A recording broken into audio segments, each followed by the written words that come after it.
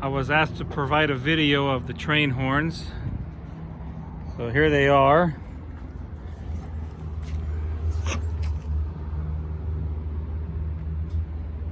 These are the Kleinn Diablo 730.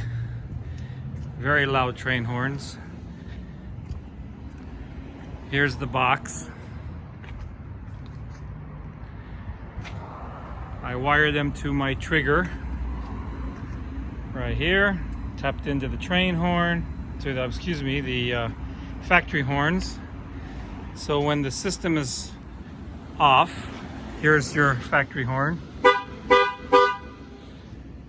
And then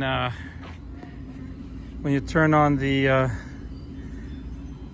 trigger, which I have the train horns and the compressor pressure switch hooked up to, you get this. Video does not do justice how loud these things are.